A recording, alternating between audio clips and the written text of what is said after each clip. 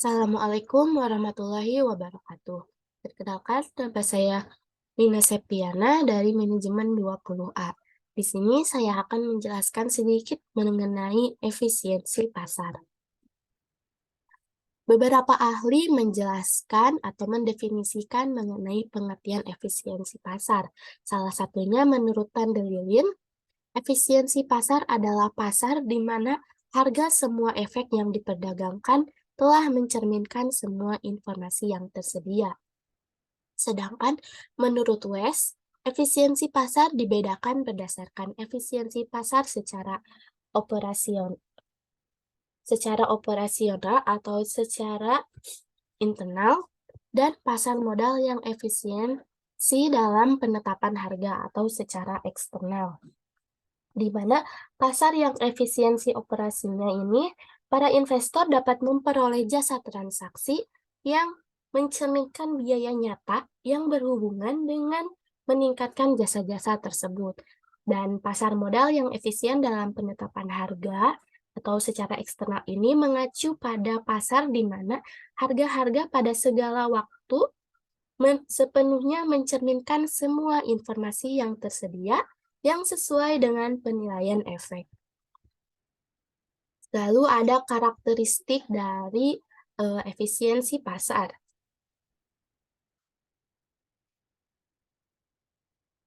Di mana karakteristik yang pertama yaitu tidak dikenakan biaya transaksi, tidak dikenakan pajak, merupakan pasar persaingan sempurna, pembeli dan penjual bertindak sebagai price maker, investor individu maupun perusahaan memiliki akses yang sama ke pasar modal.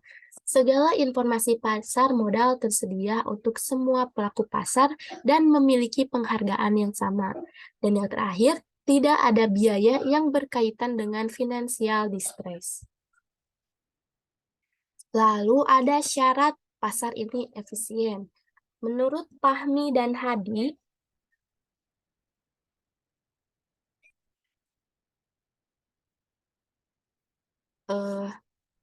syarat pasar efisien ini terdiri dari tiga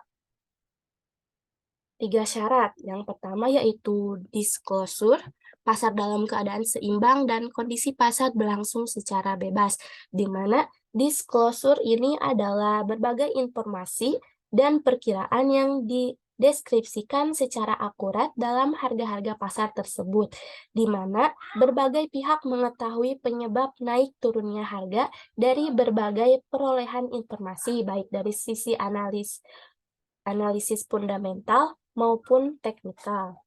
Dan pasar dalam keadaan seimbang ini di mana termasuk upaya untuk memasukkan informasi baru. Dengan demikian terserapnya informasi baru tersebut ke pasaran dan menghasilkan nilai intrinsik saham.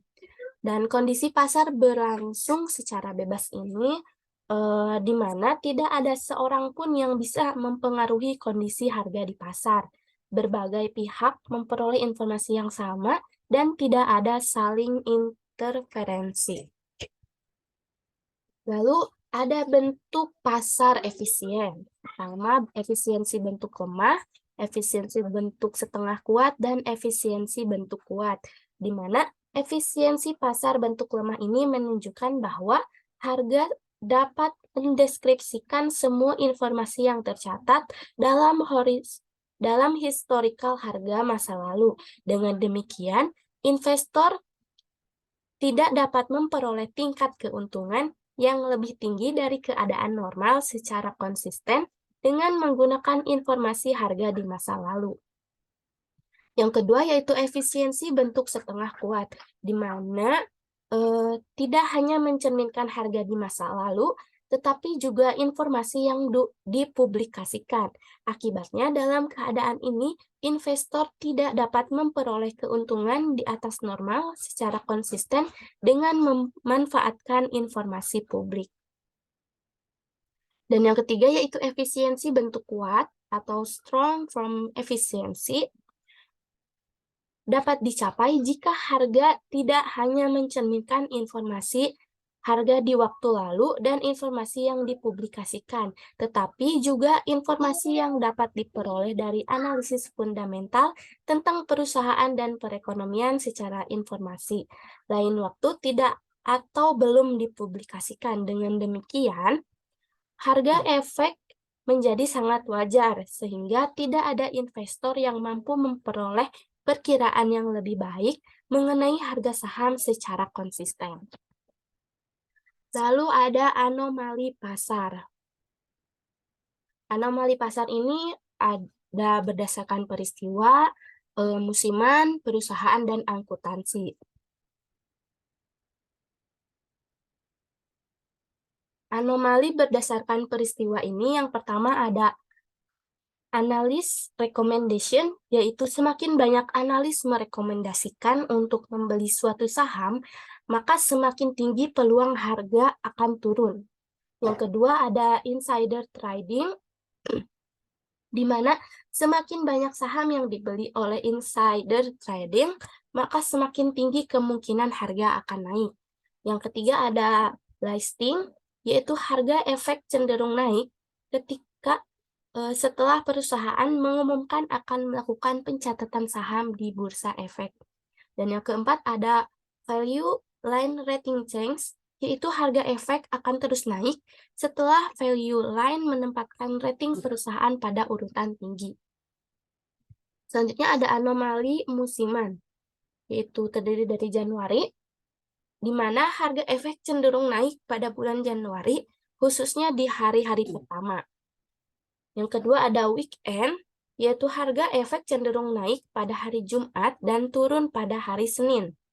Yang ketiga ada time of day, yaitu harga efek cenderung naik di 45 menit pertama dan 15 terakhir perdagangan.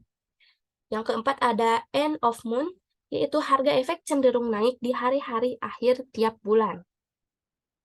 Yang kelima ada seasonal, yaitu saham perusahaan dengan penjualan musiman tinggi cenderung naik selama musim ramai. Dan yang keenam yaitu ada holidays, ditemukan return positif pada hari terakhir sebelum liburan. Yang selanjutnya ada anomali perusahaan. Anomali perusahaan salah satunya yaitu size, yaitu return pada perusahaan kecil cenderung lebih besar walaupun sudah disesuaikan dengan risiko. Yang kedua ada closed and mutual fund, yaitu return pada closed and funds yang dijual dengan potongan cenderung lebih tinggi. Yang ketiga ada neglect, yaitu perusahaan yang tidak diikuti oleh banyak analis cenderung menghasilkan return lebih tinggi. Dan yang keempat ada institutional holding, yaitu perusahaan yang dimiliki oleh sedikit institusi cenderung memiliki return lebih tinggi. Dan yang terakhir ada anomali akuntansi, yaitu yang pertama ada PE atau price or earning, yaitu saham dengan PE ratio rendah cenderung memiliki return yang lebih tinggi. Yang kedua ada earning surprise, yaitu saham dengan capaian earning lebih tinggi dari yang diperkirakan cenderung mengalami peningkatan harga. Dan yang ketiga ada price or sales, yaitu jika rasionya rendah cenderung berkinerja lebih baik. Dan ada price or book, yaitu jika rasionya rendah cenderung berkinerja lebih baik. Ada yang kelima ada dividend yield, yaitu jika yield-nya tinggi cenderung berkinerja lebih baik. Dan yang terakhir yaitu ada earning momentum, di mana saham perusahaan yang tingkat pertumbuhan earning-nya meningkat cenderung berkinerja lebih baik. Nah, efisiensi pasar ini memiliki dampak terhadap laporan keuangan. Yang pertama yaitu kebijakan akuntansi yang diterapkan oleh perusahaan. Nah, tetapi kebijakan akuntansi tersebut tidak mempunyai efek terhadap harga saham sejauh kebijakan ini tidak memenuhi cash flow perusahaan. Informasi yang lengkap diberikan sehingga pengguna dapat menyesuaikan perbedaan kebijakan akuntansi tersebut. Dampak yang kedua yaitu perusahaan harus mengungkapkan informasi tentang keberadaan seluas-luasnya karena menyebabkan biaya yang efektif, di mana perusahaan lebih suka harga saham berbiaya lebih rendah karena adanya pengungkapan informasi atau paling tidak sama. Dan yang ketiga yaitu perusahaan jangan terkonsentrasi kepada investor yang naif pada saat mengungkapkan kebijakan akuntansi dan bentuknya. Karena harga saham yang efisien merefleksikan semua informasi tentang perusahaan yang harus diketahui oleh masyarakat umum.